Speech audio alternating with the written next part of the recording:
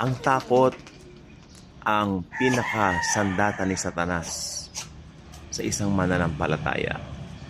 Pero ang good news, nalaman ko po ang sikreto kung paano ito mapagtatagumpayan. Don't get me wrong, as a believer, mananagumpay na po tayo. In fact, sabi ng Biblia, we are already more than conquerors. Pero ang problema, nandito pa rin po tayo sa ating katawang lupa, no? At ang atin pong mind ay talagang nakikibaka pa. Yung mind natin na lang. Pero yung situation natin, yung lahat-lahat sa atin, Jesus already knows that. At ito po ay kanya na pong napagtagumpayan sa cross. Siya po ang nagtagumpay at tayo ang higit na mananagumpay because we are more than conquerors. Yung tagumpay niya, pinakinabangan po natin. No? So, yan po ang nakita kong pwede kong i-share na sikreto ng tunay na tagumpay ng isang born-again Christian. As a born-again believer, we are more than conquerors. Hindi po tayo katulad ng mundo wherein ang mundo patuloy pa rin sa pakikibaka. Patuloy pa rin sa fighting, patuloy pa rin sa bagay na alam niyang pwede niyang gawin para bumuti ang kanyang sitwasyon or umigi ang kanyang pakiramdam. Pero ang lahat po ng ito ay mali.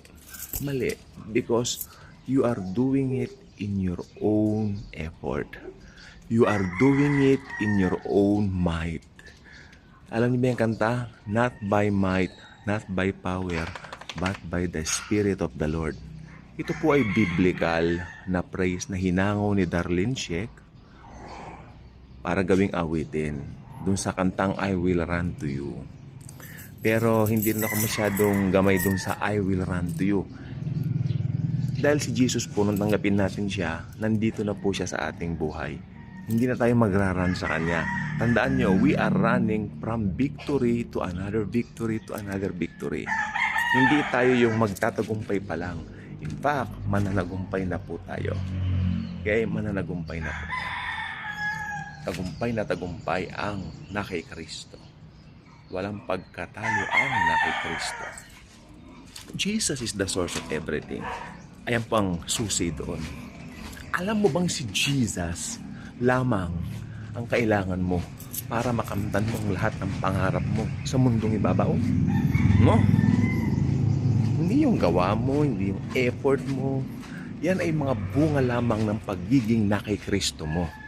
Pero in fact, ang totoo, si Jesus ang tunay na dahilan bakit nakaka-accomplish ka ng mga bagay-bagay na nung una inakala mong napaka-imposibleng ma-accomplish. Because Jesus lives in you. If you're a true believer, you know that Jesus alone saves. You know that Jesus alone is your everything. Hindi ako magsasawang ulit-ulitin yan dito sa mga vlogs at videos natin. Sapagkat yan ang dakilang katotohanan ng Biblia. Ang Bible po kapag ka nagsabi ng mga ganito, ng mga ganyan, at inuulit-ulit, may redundancy, expect that this is a very important matter for us Christians to take and to observe. Obserbahan mo. Obserbahan mo, ito ba ay nangyayari na sa buhay ko? Ito ba ay na kahit papano nararanasan? You really have to ask yourself about that very important question of, hey, are these things that I am reading now in the scriptures, in the Bible, nangyayari ba sa buhay ko? It's a very important question of being honest to yourself. Hindi mo pwedeng dayan ng sarili mo eh. Ay, nangyayari na yun. Pala hindi. Di ba? Hindi naman nangyayari, pero sabi mo, ay, nangyayari. Hindi. Pero kung nangyayari na, lalong hindi mo pwedeng i-deny na nangyayari na. So, doon magmumula yung being thankful to the Lord. The Lord Himself is the source of our happiness. You cannot make the source of your happiness your family, your friends, your relatives, or anything sa mundong ito. Hindi ka pwede maging masaya kung ang iyong pinaghuhugutan ng iyong kaligayahan ay kapwa-tao mo lang. Ang pamilya mo, mga anak mo, ang mga asawa mo, yan ay mga tao lang. Maganda yan, binigay sila ni Lord habang nandito, pero hindi sila ang tunay na source ng joy natin. Tandaan mo, yung iba may nagsabi, may mga magulang siya, masaya siya, pero hindi mo namamalayan, one day iiwan ka rin nila. Tulad namin, iniwan na kami ng mga magulang namin, uli lang lubos na po kami. By all might, no? Alam ko, mahirap po itong anuhin, pero sa amin, because na kay Kristo kami, ang mga bagay hindi naging madali sa umpisa, pero the Lord Himself sustain us, no? Doon sa time of difficulties, mahirap pong mawalan ng mahal sa buhay.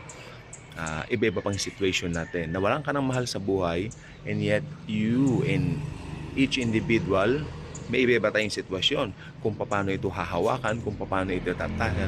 But the Lord Jesus, watch this, very important, but the Lord Jesus Himself is always there for you, for us.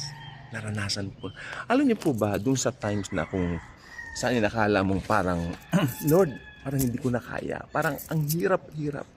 Parang ang bigat-bigat, Lord. Yun yung time na nandoon si Jesus talaga to embrace you. Diba? To cheer you up. Marami siyang gagawin ng mga bagay para ikaw ay sumaya. Diba? So, doon papasok ngayon, halimbawa nawalan ka ng mga magulang, doon papasok si Satanas. O paano ka na ngayon? Wala nang mangyayari sa buhay mo. Hala ka, ganito. Yung mind natin, yan ang pinapasukan ng Diablo. Itong mind natin. Paano ngayon? Ano ngayon ang modern na ginagamit ni Satanas para pumasok siya? Social media. Halimbawa, may kinatatakutan kang sitwasyon. Makinig pong mabuti, importante ito. You are feeling something very, very,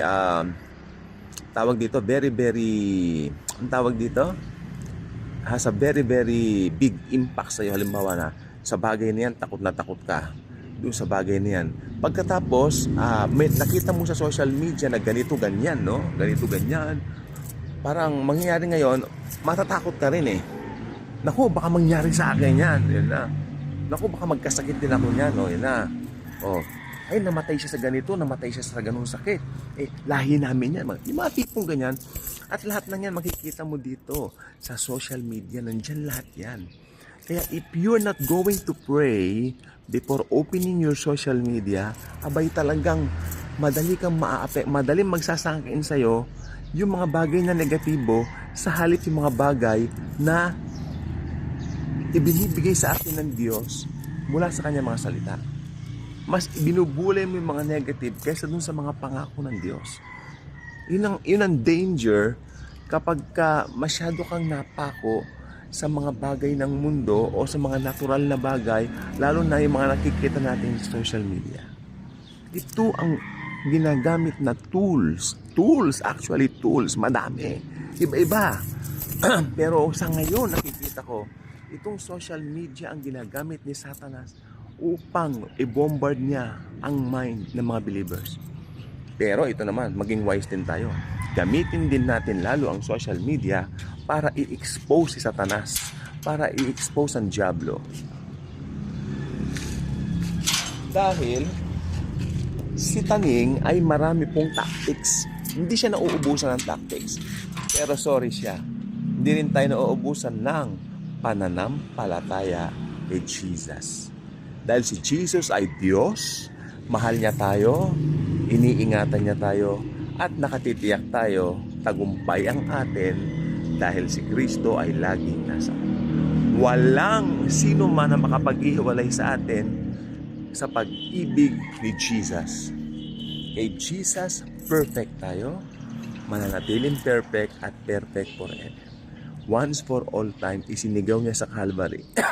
It is finished. Siya ay nagtagumpay sa krus, no? At tayo naman ay ginawa niyang more than conquerors.